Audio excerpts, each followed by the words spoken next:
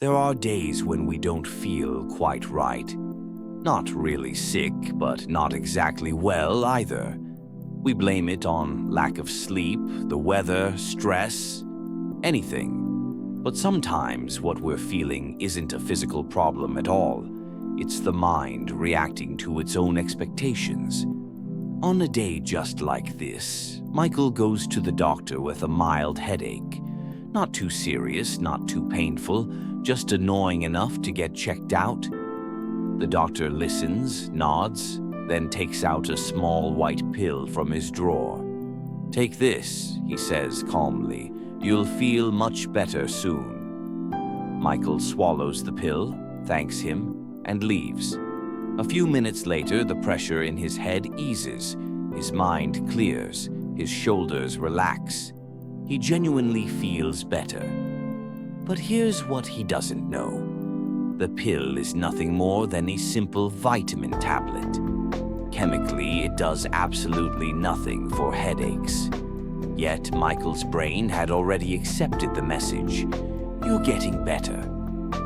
And his body followed that message. This is the power of the placebo effect. Later that same day, another patient, Laura, receives the exact same tablet. But the information she is given sounds a little different. This medication may cause mild nausea in some people.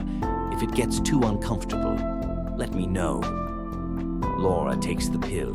A few minutes pass, and she feels uneasy. Her stomach churns slightly. A faint dizziness creeps in. She starts to feel genuinely unwell. But again, the pill she swallowed is identical to Michael's. Harmless, simple, just a vitamin. What made her feel sick wasn't the tablet, it was the expectation of feeling sick. This is the nocebo effect. These examples sound surprising, yet they happen in everyday life far more often than we notice. A friend says, "This food smells a bit off," and suddenly you lose your appetite. Someone warns, "This medicine is pretty strong," and you start feeling drowsy minutes later. A person mentions, "I've had a terrible headache all day," and out of nowhere you feel a pressure in your own head too.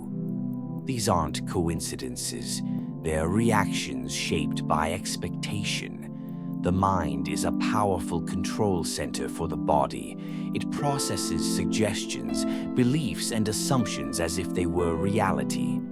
Placebo is the mind pressing the healing button. Nocebo is unintentionally pressing the alarm button. As Michael walks home, he slowly realizes something. His improvement had little to do with chemistry, and everything to do with belief. Maybe the fatigue he sometimes feels, or the discomfort that appears out of nowhere, isn't only physical, but partly the result of the story his mind tells his body. The mind constantly sends signals, little instructions on how the body should behave, and most of the time we don't even notice.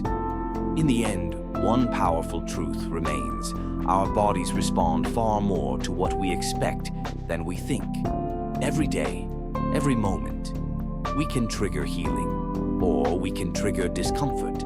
So the real question becomes, which button do you press more often without realizing it? The healing button or the alarm button?